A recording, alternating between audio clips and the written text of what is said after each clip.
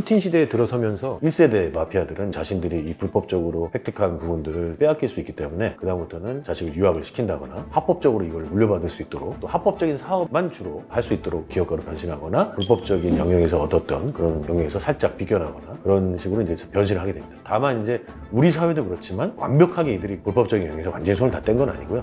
우리도 아름다운 세상 같지만 그렇지 않은 영역들 그대로 밤에는 다 존재하잖아요. 그 과정 속에서 바로 이제 한인들도 한 몫을 했어요.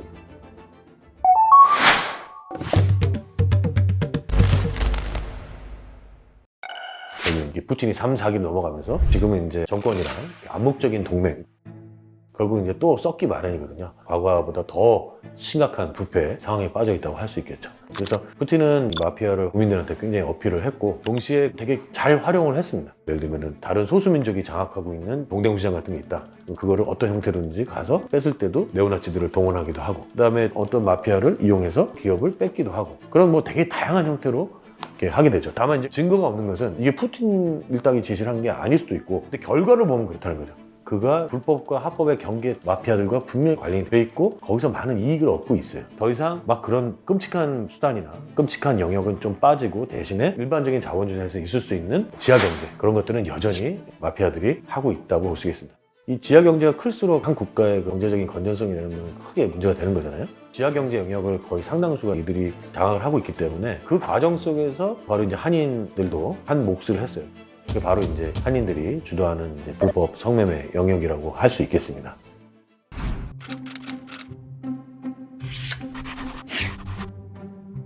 사실 한인들이 일반적으로 피해를 보는 거나 도움받지 못하는 경우가 맨날 이제 텔레비에서 나오죠. 뉴스에서도 나오죠. 근데 이제 거기 조금 감춰져 있던 것들이 이제 바로 이제 이 한인 성매매 산업이라고 하는 부분인데요.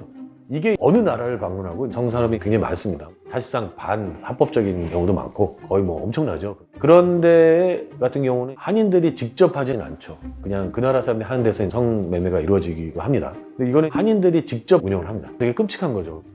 원래 이제 거기에 유학을 처음에 갔었거든요. 어느 날 보니까 한인 신문에 소위 이제 한국식 룸사롱, 가라오케 뭐 그런 게 이제 광고가 있더라고요. 교민이 당시 한 상주 한국인은 3,000명인데 한 반 정도는 학생이거나 선교사니까 그런 분들은 상대적으로 안 갈 거고 여성분들도 있으니까 대략 1,000명 정도 남성들이 있다고 하면 그중에 상당수가 기업인이나 그런 사람들이죠. 업소가 당시 제일 많았을 때 한 10군데가 있죠. 한 업소마다 한 40명, 50명씩 있었거든요. 그럼 다 합치면 거의 2대1 정도의 숫자였죠. 근데 문제는 어디 가면 어떤 여성이 어떻다는 것도 공유하고 굉장히 정말 말이 안 되는 상황들이 굉장히 많았어요. 그때 이제 비공개 민원으로 올렸어요. 이거 좀 너무 심하다. 그 안에서 벌어지는 각종 아주 안 좋은 사례들도 굉장히 많이 알게 됐고요. 한국에서 정치인들, 기업인들, 뭐 공관원들 그런 사람들이 쉽게 출입한다는 걸 알게 됐습니다. 그리고 사회가 좁다 보니까 한국인들이 가는 데는 뻔했어요. 어떻게 보면 역설적으로 되게 끔찍한 거죠. 이렇게 흩어져 있지 않고 다 모여 있는데 거기서 모든 일이 일어나니까 그러니까 다들 서로 알고 이제 쉬쉬하는 그런 상황이었죠.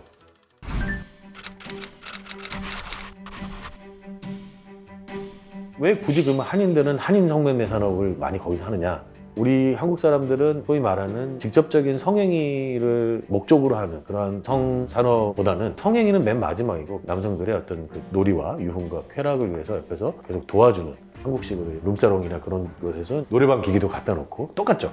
놀다가 2차로 가는 형태. 속된 말로 도움이죠.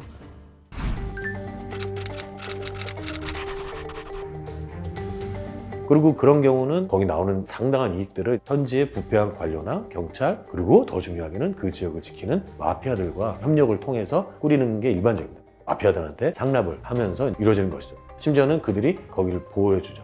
예를 들면 한국인 호텔이라는 게 있습니다. 러시아 호텔인데 한 2층을 임대를 했는데 거기는 한국인들이 들어가 있어요.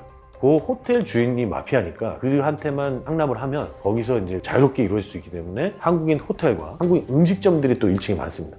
그 음식점과 호텔과 한국식 룸사롱이 두세 개가 있어요. 그럼 이제 이게 소위 말해서 뭐라 그러죠? 한꺼번에 다 되는 거죠. 밥 먹고 노래방 가고 거기서 데리고 한국 호텔에 가는 이런 형태가 이렇게 하나의 거대한 한국 호텔 안에 형성이 되어 있습니다. 되게 안정적으로 마피아들이 보호해주는 이러한 한국 업소에 많이 가게 되는 것이죠. 설사 만약에 가끔 경찰이 치더라도 그 마피아들한테 뇌물 주고 경찰한테 뇌물 주고 풀려나게 돼 있거든요. 그렇기 때문에 여기를 선호하게 되는 것이죠.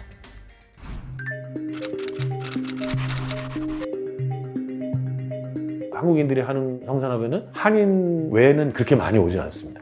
왜냐면 현지인들을 들였다가는 되게 이중적이긴 한데 자기도 노는 사람이지만 여기 와 있는 여성들의 100%는 현지인들이거든요. 우리 민족 여성들을 이렇게 갖고 놀아? 라고 해서 분노를 해서 신고를 하거나 망가뜨리는 경우가 많이 있기 때문에, 그래서 특징이 한인들이 하는 경우는 일반 길거리에 있을 경우에 간판이 하나도 없고 한국인들이 서로 보는 한국 신문에만 광고가 나오고 그 광고도 심지어는 러시아어로 써있지가 않아요. 혹시라도 러시아에 써있는 게 러시아 사람들이 보면 신고할 수 있기 때문에, 그래서 한국말로 주소를 적기도 합니다.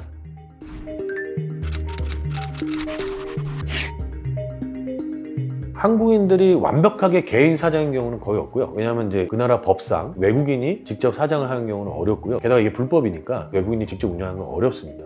그래서 반드시 이 경우에는 법적으로도 현지인을 내세우기 때문에 현지 바지사장이라고 하죠. 하지만 실질적인 모든 운영 방식, 아까도 얘기했지만 노래도 한국 노래고 모든 방식은 한국식인 거죠. 그래서 아마 수익은 뭐 반반 나누거나 아니면 또 투자자들도 있기 때문에 어느 정도의 그 분할은 되겠지만, 그러나 모든 운영은 다 한국식으로 하고 한국인들이 하는 거고 한국인을 대상으로 하는 것이죠.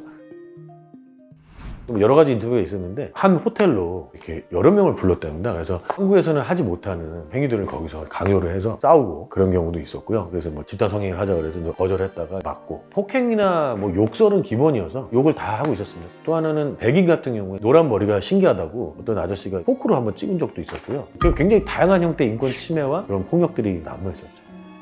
악질적이라고 하는 거는 딴 게 아니라 현지 여성을 데리고 우리끼리 노는 거예요. 우리끼리 그들을 성적으로 착취하고 쾌락의 상대 대상으로 만들고, 다른 외국인들은 그렇게 하지 않아요.